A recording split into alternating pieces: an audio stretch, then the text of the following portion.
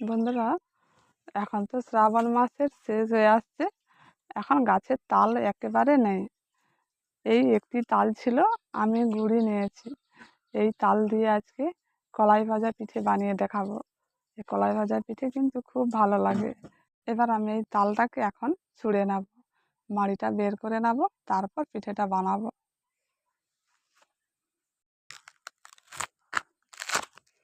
এখন মাসের শেষে গাছে কিন্তু তাল নেই, একটা দুটো তাল থাকে। এবার সেই তালের মধ্যে এই আঁঠিটা, দুটো আঁঠি আছে, কিন্তু তিনটে আঁঠি করে তাল হয়।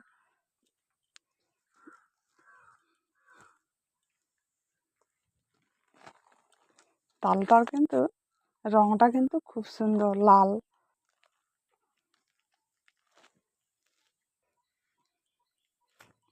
এটাকে তালের সুতি বলে, এটা আঁঠি নয়।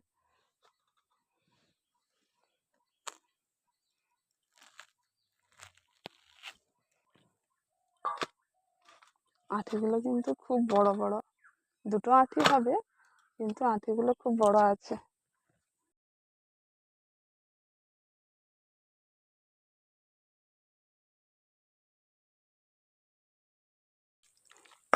এখন তালের আঁঠিটাকে একটু জল দিয়ে নরম করে নিয়েছি। এবার মাড়িটা কিন্তু খুব সহজে বেরিয়ে যাবে। আমি এখন ফুটো করা পাত্র নিয়েছি, এর মধ্যে এইভাবে ঘষে ঘষে আমি এখন মাড়িটা বের করে নিচ্ছি। আর আপনারা চাইলে ঝুড়িতে করেও মাড়িটা বের করে নিতে পারেন।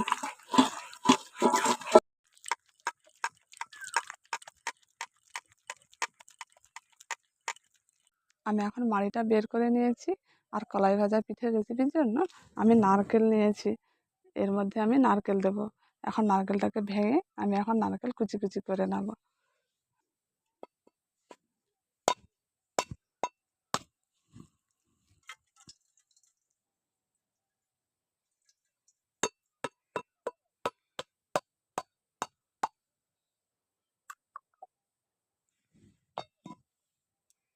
নারকেলটা কিন্তু খুব সুন্দর পুড়েছে।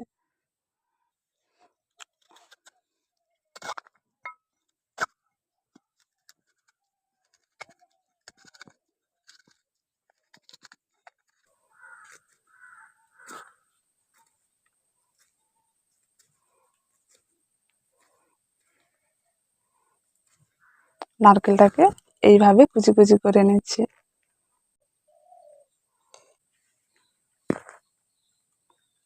এখন আমি সব জোগাড় করে নিয়েছি। এবার চালের গুঁড়োটা দিয়ে আমি একটি ডো তৈরি করে নেব। এখন চালের গুঁড়োটা নিয়ে নিচ্ছি।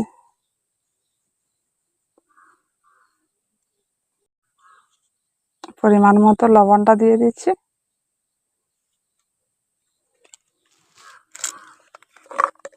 লবণের সাথে এখন চিনিটাও দিয়ে দিচ্ছি। নারকেল কুচি,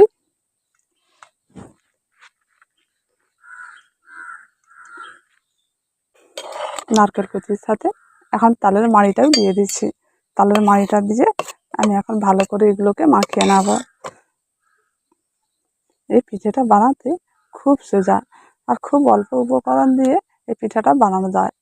আর বানাতে গেলে বেশি তেল লাগে না, অল্প একটু তেল দিলেই এই পিঠেগুলো খুব সুন্দর উঠে যাবে, আর খেতেও খুব ভালো লাগবে। এখন তালের মাড়িটা দিয়ে দিয়েছি, একসঙ্গে সব ভালো করে মাখিয়ে নিচ্ছি।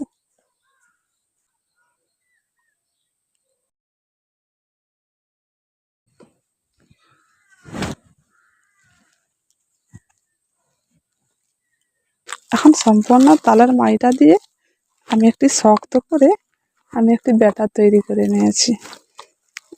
খুব বেশি পাতলাও না, দেখুন এইভাবে আছে, এইভাবে কিন্তু করতে হবে। এবার এটাকে একটু ভালো করে ফেটে নিয়ে আমি এখন পিঠেগুলো বানিয়ে নেব। ভালো করে একটু ফেটে নিলে একটু কলাই ভাজা পিঠেটা নরম হয়, আর খেতে ভালো লাগে।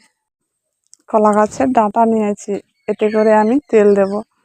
একটু মুখটা থেতো করে নিয়েছি। এইভাবে করে নিলে তেলটা ভালো ধরবে।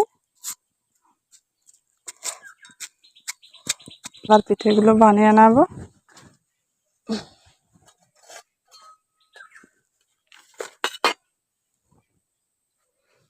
উনুনটা জ্বালিয়ে কড়াটা বসিয়ে দিয়েছি।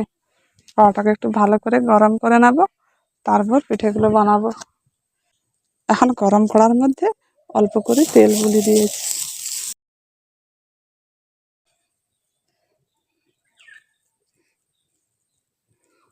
এইভাবে অল্প অল্প করে দিতে হবে।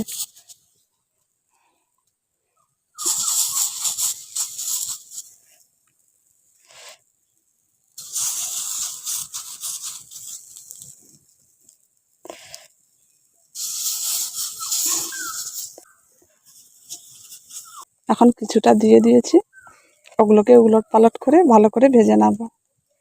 এই পিঠেগুলো যখন বানাবেন উনুনের জ্বালানটা কিন্তু কমিয়ে রাখতে হবে, না হলে কিন্তু পুড়ে যাবে। হালকা আঁচে এই পিঠেগুলোকে বানাতে হয়।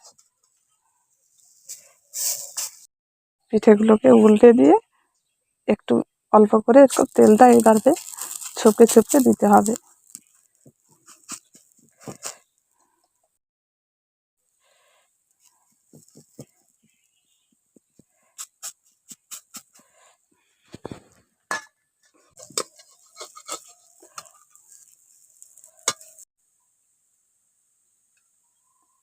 হালকা আঁচে পিঠেগুলোকে উলট পালট করে অনেকক্ষণ ধরে ভেজে নিয়েছি। এখন পিঠেটা পুরোপুরি হয়ে গেছে, আমি এবার তুলে নিচ্ছি। এই দেখুন।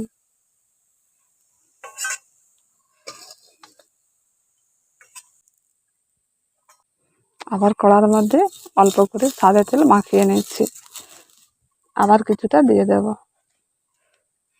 এইভাবে করে আমি সব পিঠেগুলো তৈরি করে নেব।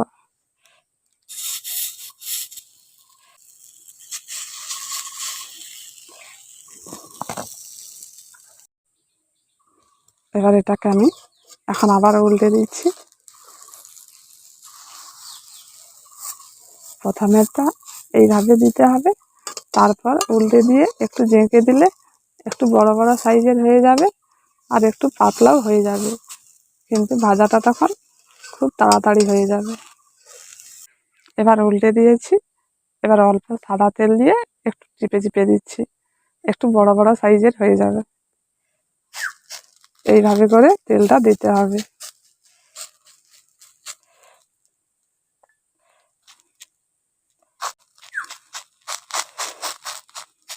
এগুলো উলট পালট করে হালকা আছে ভালো করে ভেজে নিয়েছি। এখন কলাই ভাজা পিঠেটা পুরোপুরি তৈরি হয়ে গেছে, এবার নামিয়ে নিচ্ছি। এইভাবে করে আমি সব পিঠেগুলো বানিয়ে নেব।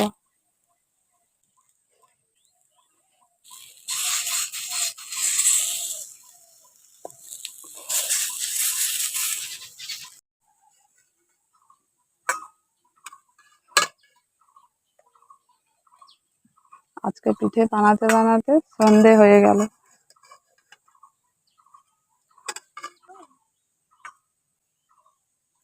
এখন সব পিঠেগুলো তৈরি করে নিয়েছি, এবার এটা আমি গুছিয়ে নিচ্ছি, তারপর পিঠেগুলো কেমন হয়েছে আমি সেটা দেখিয়ে দেব।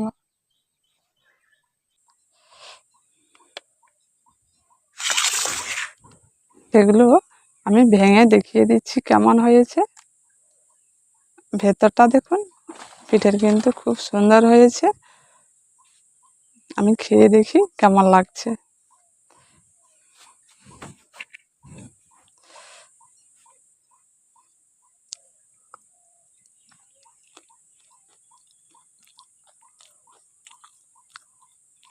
খুব ভালো লাগছে। নারকেলগুলো দেওয়ার পরে আরো ভালো লাগছে, স্বাদটাও কিন্তু খুব ভালো হয়েছে।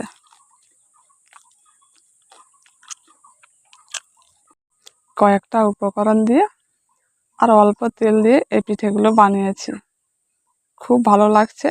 আর খুব কম সময়ের মধ্যে এই পিঠেটা তৈরি হয়ে গেছে। অবশ্যই এইভাবে আপনারা কলাই ভাজা পিঠে বাড়িতে বসে বানাবেন আর খেয়ে দেখবেন, যদি ভালো লেগে থাকে একটি কমেন্ট করে জানাবেন।